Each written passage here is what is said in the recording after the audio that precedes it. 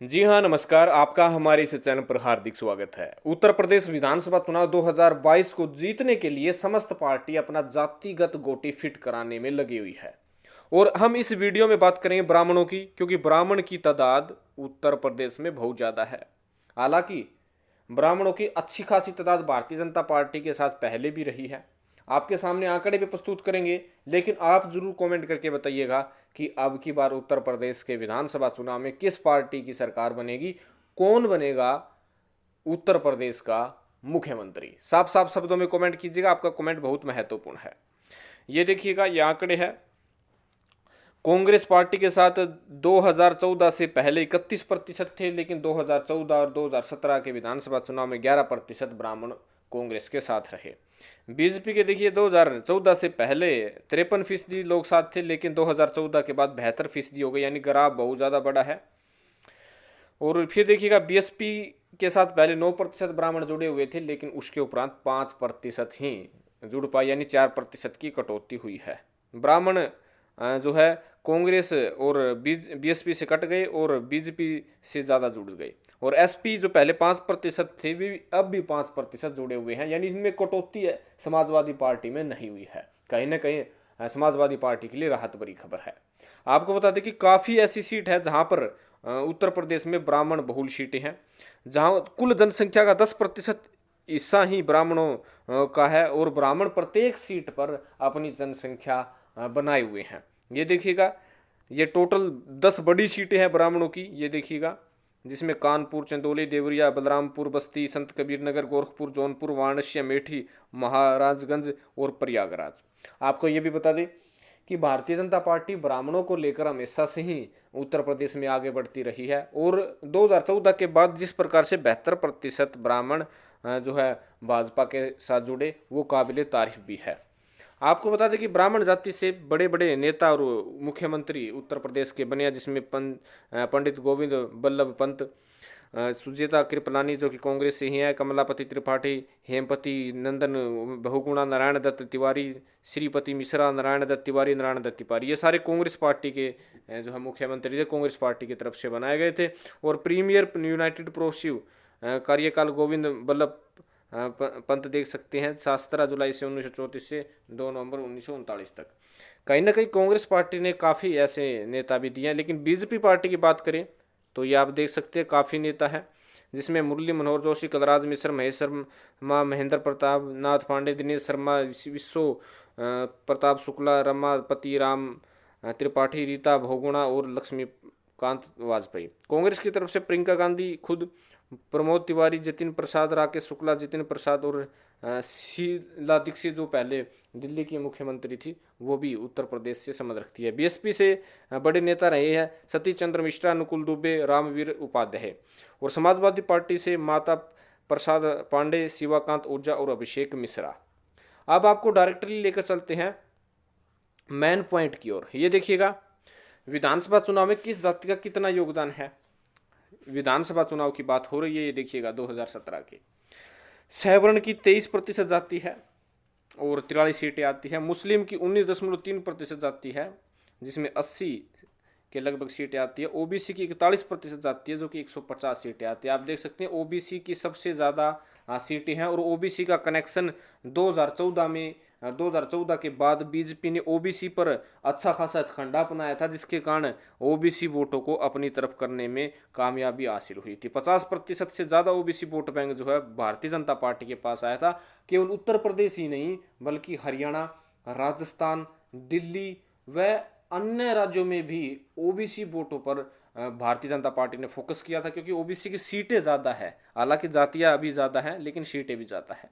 दलित की 21% जो 93 सीटें जो है टोटल। आप देख सकते हैं, यदि ओबीसी का संपूर्ण वोट बैंक किसी पार्टी को आ जाए उत्तर प्रदेश में, तो 150 सीटें ली जा सकता है। मुस्लिम वोट बैंक की 80, सवर्ण की 43 और दलित की 93। और अब देखिए पिछड़ा वर्ग में यादव बहुत ज़्यादा है, जिसमें 8% है। और यादव समाजवादी पार्टी के साथ जो है लगा हुआ है। समाजवादी पार्टी के साथ लगभग 75% समाजवादी पार्टी के साथ यादव वोट बैंक है, जिसके कारण वे सीधे तौर पर कहीं ना कहीं 45% सीटें अपने आप जो है नाम कर लेते हैं।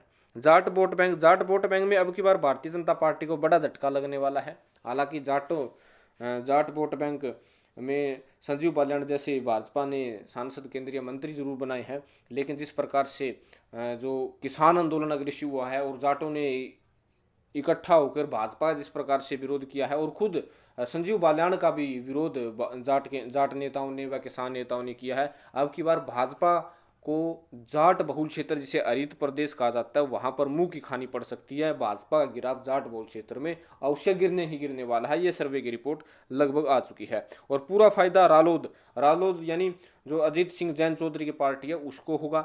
और जो रालोद पार्टी है वो सपा के साथ गठबंधन है, यानी डबल फायदा होगा रालोद को। एक तो किसान नेतृत्व के कारण उन्हें वोट मिलेगा, एक जाट नेताओं के कारण उन्हें वोट मिलेगा, उसके साथ साथ समाजवादी पार्टी का जो गठबंधन है इसके कारण भी उन्हें पूर्णतः फायदा होने वाला है और भाजपा को जो है नुकसान होने वाला है। कुर्मी और लोधी पहले समाजवादी पार्टी का वोट बैंक अच्छा खासा होता था, पुराना वोट बैंक है, लेकिन 2014 के बाद भाजपा ने अपनी तरफ मोड़ लिया।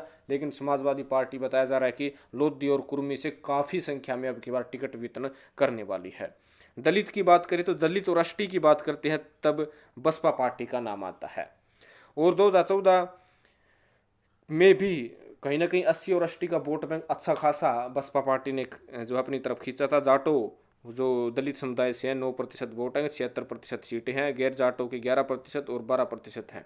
तो बसपा का अच्छा खासा जनाधार 2014-2017 में रहा है। लेकिन चंद्रशेखर रावण के आने से इन क्षेत्रों में उसका मायावती का 20% वोट बैंक कटा है।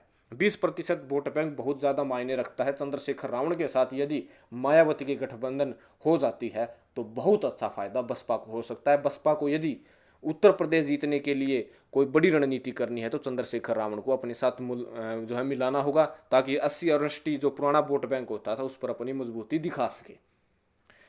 और ये देखिएगा सवर्ण जाति देखिएगा 21% है, कुल 43 सीटें हैं। भाजपा, कांग्रेस और अन्य, ये भाजपा सवर्ण जाति को अपनी तरफ करने में कामयाबी हासिल की थी, क्योंकि जो पंडित वोट बैंक है, ब्राह्मण वोट बैंक है, वो भाजपा ने अपनी तरफ करने में कामयाबी हासिल की। और भाजपा से पूर्व ब्राह्मणों पर सबसे ज़्यादा कांग्रेस का हक था, क्योंकि कांग्रेस ने काफ़ी ब्राह्मणों को मुख्यमंत्री बनाया था। तो 5% तो समाजवादी पार्टी को ब्राह्मणों के वोट आएंगे ही आएंगे। और इसके साथ साथ 4% वोट बैंक बसपा का है और बाकी भाजपा और कांग्रेस का है। लेकिन अब की बार ब्राह्मण के मुद्दे पर जिस प्रकार से मुद्दा बुनाया गया था उस मुद्दे के कारण भारतीय जनता पार्टी से करीब 15 से 20% ब्राह्मण कटे हैं। हालांकि अयोध्या में राम मंदिर के निर्माण के बाद कुछ सिचुएशन चेंज हुई है, लेकिन जिस प्रकार से जिला पंचायत का परिणाम का जो जारी हुआ है, जिला पंचायत का परिणाम, उससे कहीं ना कहीं भारतीय जनता पार्टी को बड़ी हताशा भी लगी है। बसपा पार्टी को कमज़ोर मानना सबको मूर्खता होगा, क्योंकि जिस प्रकार से लोग कह रहे थे जिला पंचायत के समय कि बसपा पार्टी क्या करेगी, बसपा पार्टी सबको आश्चर्यचकित कर दिया। 350 से ज़्यादा सीटें लेकर सबको ध्यान अपनी तरफ आकर्षित कर दिया। बसपा पार्टी मैदान में बनी हुई है, क्योंकि बसपा को कमबैक पार्टी के तौर पर हमेशा से ही जाना जाता है। तो बसपा की ओर भी दूसरी पार्टियों को विशेष तौर पर ध्यान देना होगा। हालांकि चंद्रशेखर रावण के कारण मामला बसपा का बिगड़ता हुआ नजर आ रहा है, लेकिन समय रहते अगर चंद्रशेखर रावण को बसपा के साथ गठबंधन करवा लिया तो बड़ा फायदा हो सकता है। मुस्लिम वोट बैंक 80 सीटें, हालांकि मुस्लिम वोट बैंक की 143 सीटें बनती है यूपी में, लेकिन सबसे ज़्यादा बहुल की बात करें तो 80 सीटें बताया जा रहा है। और 80 सीटों पर सबसे ज़्यादा जो मुसलमान साथ देते हैं वो सपा के देते हैं, जो कि 50% से ज़्यादा है। 53% मुसलमान सपा का साथ देते हैं और उसके बाद कांग्रेस और बसपा का साथ देते हैं। भारतीय जनता पार्टी जो अपने आप को बड़ी मुश्किल में मान रही है, ये 80 सीटों का दायरा है। भाजपा सोच रही है कि 80 की 80 सीटें यदि एक पार्टी को मुसलमानों ने जिता दिया, एक पार्टी को वोट दे दिया 80 सीटों पे, तो भाजपा को हराना आसान हो जाएगा। आपको पता है कि असम और पश्चिम बंगाल और दिल्ली में मुसलमानों ने अपना वोट बैंक भाजपा के खिलाफ दिया, जिसका पूरा नुकसान जो है भाजपा को हुआ था और जो विपक्षी पार्टी थी वो जीतने में कामयाबी हासिल हुई। तो यही हाल अगर उत्तर प्रदेश का हो जाता है तो भाजपा का निचोड़ भी खत्म हो जाता है। कहीं ना कहीं हमने जो जातीय समीकरण बताया है वो पार्टियों को ध्यान में रखकर ही बनाया है। प्रत्येक पार्टी जाति को देखकर अपना सिस्टमेटिक ढंग कर रही है। आपको पता है कि 2017 में बसपा ने जब अपने प्रत्याशियों की घोषणा की तो उनकी जातियों का नाम लिया कि मुस्लिम समाज से इतने लोगों को हमने वोट दिया, वह अन्य जातियों का नाम लेकर टिकटों का वितरण किया और प्रत्येक जाति जो है अपने विधानसभा क्षेत्र को जातिगत समीकरण के आधार पर ही टिकट देती है। तो ये था ब्राह्मणों का सियासी समीकरण कि क्या रहेगा। आपको क्या लगता है अब की बार उत्तर प्रदेश में किस पार्टी की सरकार बनेगी? ब्राह्मण आखिरकार अब भी कहीं ना कहीं भारतीय जनता पार्टी के साथ सबसे ज़्यादा जुड़े हुए हैं। जो हमारा सर्वे है उसके अनुसार 55 से 60% आज भी ब्राह्मण भाजपा के साथ जुड़े हुए हैं। 5% से ज़्यादा यानी 5 से 7% सपा के साथ जाएंगे और 4 से 5% बसपा के साथ जाएंगे और बाकी कांग्रेस व अन्य पार्टी आपस में वितरण कर लेगी। तो कहीं ना कहीं ब्राह्मण का मुद्दा अहम रहेगा। आप हमारे साथ बने रहिएगा, चैनल को आप जरूर सब्सक्राइब कीजिएगा, कमेंट करके जरूर बताइएगा उत्तर प्रदेश में अब की बार किसकी सरकार, कौन बनेगा उत्तर प्रदेश का मुख्यमंत्री। धन्यवाद।